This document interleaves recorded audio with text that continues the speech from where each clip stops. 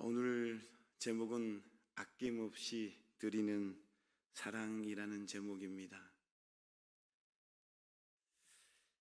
오늘 본문의 말씀은 나병 환자 시몬의 집에서 있었던 마리아의 향유를 부은 내용이 기록되어 있습니다. 향유 부은 내용은 고난주간이 아니라 고난주간이 시작되기 전에 예루살렘 입성 전날인 토요일에 발생한 그러한 사건입니다. 그럼에도 불구하고 마태가 시간적 순서를 무시하고 이 사건을 여기에 언급한 것은 이유가 있습니다. 이제 죽음이 임박한 시점에서 예수님께서 기름 부음을 받으심으로 말미암아 다가오는 주님의 장례를 예비하게 되었음을 알리기 위해서 그렇다라는 것입니다. 이런 말씀을 통해서 오늘 우리에게 주시는 말씀 첫 번째는, 예수님을 사랑하는 사람은 예수님께 드리는 것을 아까워하지 않는다, 그러한 말씀입니다. 본문 7절 말씀을 보면 한 여인이 예수님께 향유를 부은 사건이 나옵니다. 요한복음 12장 3절 말씀을 보면 이 여인은 나사로의 누이이자 마르다의 동생이었던 베다니의 마리아였던 것으로 나옵니다. 그리고 이 여인이 예수님께 부은 향유는 당시 가격으로 300데나리온에 해당하는 것이었습니다. 그 당시에 300데나리온이란 노동자의 1년 소득과 맞먹는 엄청난 액수였다라는 것입니다. 이처럼 귀한 향유를 그녀는 아낌없이 예수님께 부어드린 것입니다. 그렇다면 마리아가 이처럼 그 비싼 향유를 예수님께 부어드린 이유가 무엇입니까? 그것은 그녀가 진정으로 주님을 사랑했기 때문입니다. 요즘 연애 결혼을 많이 합니다. 연인들은 상대방에 대해 무엇이든지 주고 싶어 합니다. 왜 그렇습니까? 사랑하기 때문입니다. 사랑하는 자녀에 대한 부모의 마음도 동일하지 않습니까? 누군가를 사랑하면 그에게 주는 것이 아깝지가 않습니다. 마찬가지로 예수님을 사랑하는 사람은 그것이 무엇이든 예수님께 드리기를 기뻐합니다. 예수님을 사랑하는 사람은 자기의 모든 것을 드려서라도 예수님께서 기뻐하시는 일을 하고자 한다라는 것입니다. 우리는 어떻습니까? 우리에게도 그러한 사랑이 있습니까? 무엇을 예수님께 드려도 아까워하지 않는 마음이 우리에게 있습니까? 우리는 예수님을 사랑한다 하면서도 예수님께 드리는데 인색한 마음, 아까워하는 마음을 가지고 있지는 않습니까? 그래서 억지로 또 다른 사람의 이목 때문에 형식적으로 드리고 있지는 않습니까? 예수님을 사랑하는 사람은 그와 같이 하지 않습니다. 우리에게는 진실로 마리아의 마음이 있어야 될 줄로 믿습니다. 두 번째 말씀은 예수님께 드리는 것은 낭비가 아니다라는 것입니다. 예수님께 드리는 것은 허비가 아닙니다. 없어지는 것이 아닙니다. 8절 9절 말씀은 마리아가 예수님께 향유를 부은 일에 대한 제자들의 비판이 기록되어 있습니다. 그들은 비싼 향유를 예수님께 부은 일을 쓸데없는 허비다라고 제자들은 말하고 있는 것입니다.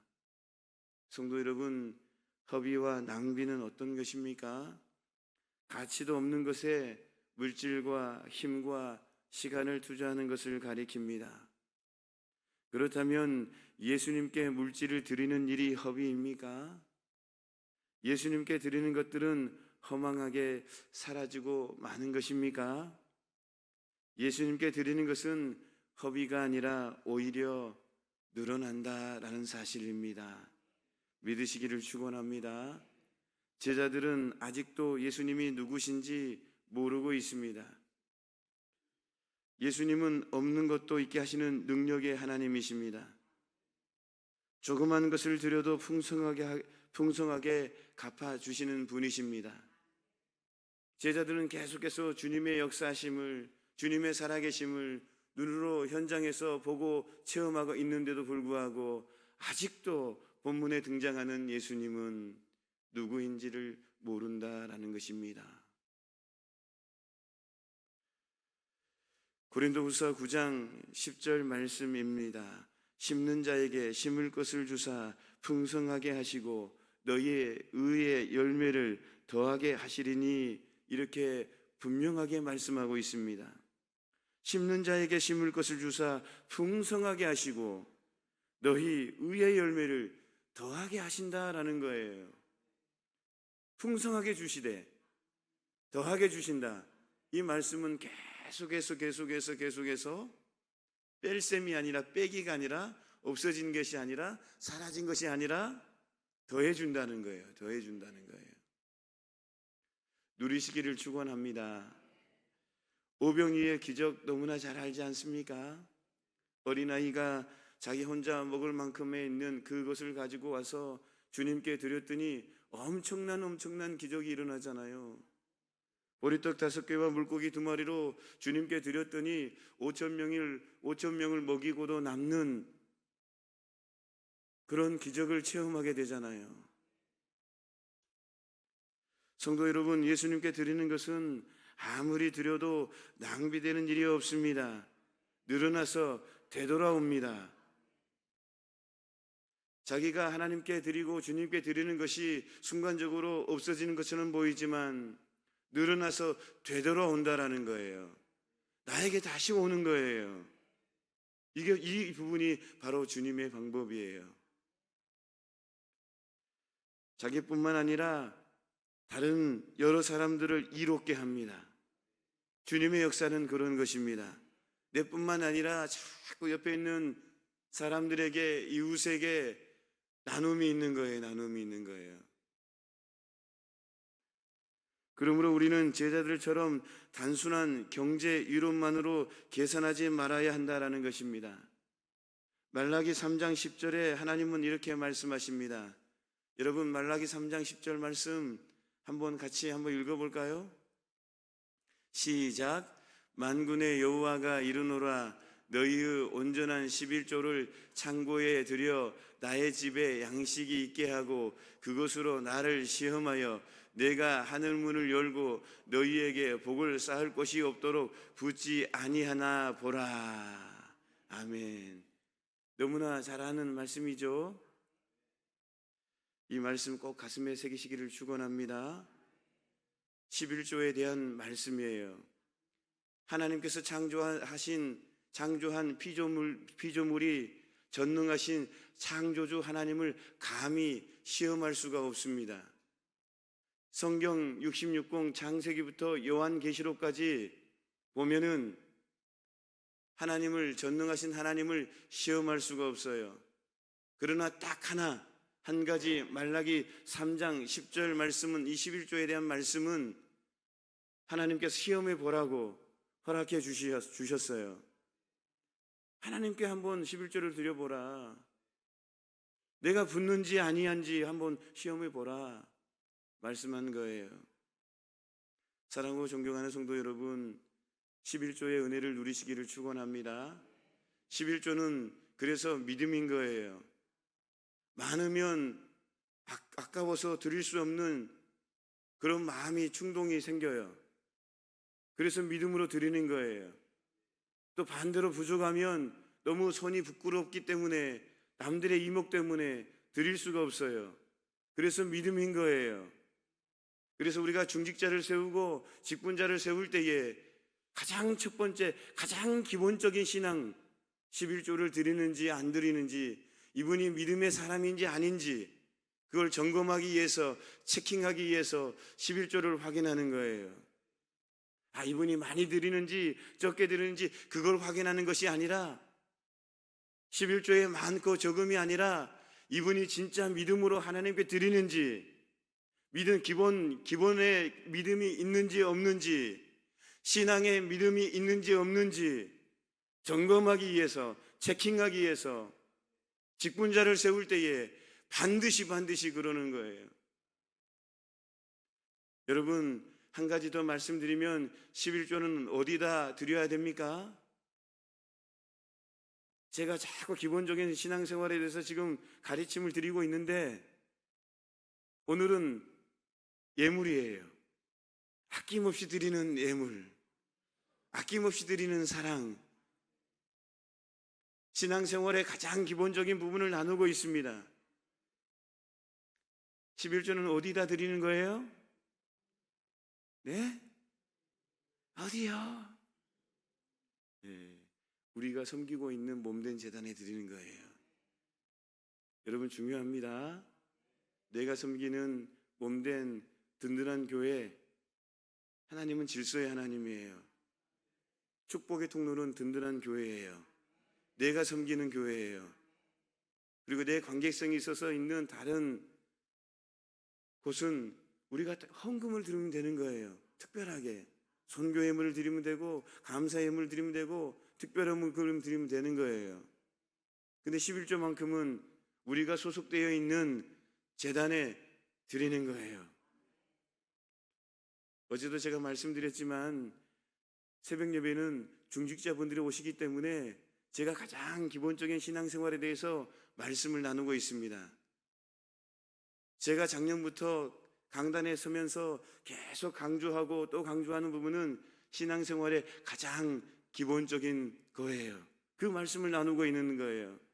그래서 이번 특세가 예수님을 채우자, 예수님을 담자, 우리 심령에 담자, 예수님을 담아자, 채우자, 그런 주제를 가지고 가장 기본적인 신앙생활에 대해서 말씀을 나누고 있는 거예요. 귀에 있는 자는 들을 줄로 믿습니다. 누리셔야 돼요. 하나님은 살아계신 분이에요. 여러분, 물질의 축복을 누려야 돼요. 하나님께서는 주셨어요. 주신다고 약속하셨어요. 그러면 누려야 돼요. 믿어야 돼요. 믿어져야 돼요. 우리 안에 예수님을 채우면 이 성경 말씀이 믿어집니다. 믿으시기를 축원합니다. 하나님께 드리는 것은 허비와 낭비가 아닙니다. 가장 많은 이익과 축복을 얻을 수 있는 가장 확실한 투자입니다. 이 사실을 믿으시고 누리시기를 주님의 이름으로 축원합니다. 말씀을 마무리합니다. 예수님을 사랑하는 사람은 예수님께 드리는 것을 아까워하지 않는다.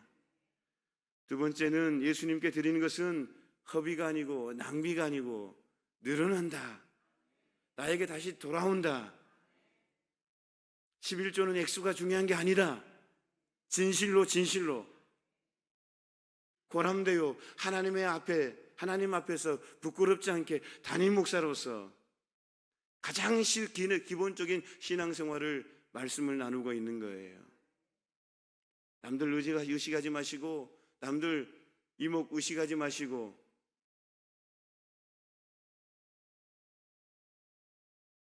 부끄럽다고 생각하지 마시고, 할 수 있는 형편 안에서 하나님 내 마음 아시지요? 주님 내 마음 아시지요? 손이 많이 부끄럽습니다. 그렇지만 주님 알고 계시지요? 하나님과 구별해서 드립니다. 주님, 11조가 매일매일 늘어날 수 있도록 역사해 주십시오. 여러분, 제가 헌금 기도할 때 어떻게 기도합니까? 11조가 늘어날 수 있도록 해 주십시오. 그렇게 기도합니다. 누려야 되기 때문에. 우리 성도 여러분, 이제 담임 목사의 저의 영적인 자녀들이에요. 하나님께서 맡겨주신 영적 자녀예요. 우리 성도들이 다 누렸으면 좋겠어요. 그래서 저 목숨 걸고 기도하는 거예요. 생명 걸고 기도하는 거예요. 목이 잠길 정도로. 아무리 제가 복식호흡을 하면서 기도해도 목이 잠깁니다.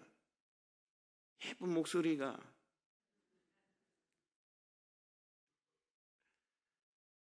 사랑하고 존경하는 성도 여러분, 누리십시다.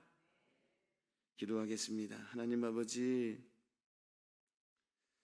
오늘은 우리에게 헌금을 말씀하십니다. 가장 기본적인 신앙생활 가운데에 오늘은 하나님께 드리는 예물을 말씀하십니다. 하나님께 드리는 것, 우리 주님께 드리는 것 아까워하지 않고, 또 하나님께 드리는 것 낭비가 허비가 아니다라는 것, 또 11조는 몸된 제단에 드려야 된다라는 것, 액수가 중요하지 않다라는 것, 우리 주님은 중심을 보시기에 다 하신다는 것 다시 한번 점검해 봅니다. 아버지 하나님, 주님께서 약속하신 이 말씀 반드시 생활 속에서 누릴 수 있도록 역사하여 주옵소서. 예수님의 이름으로 기도하옵나이다. 아멘.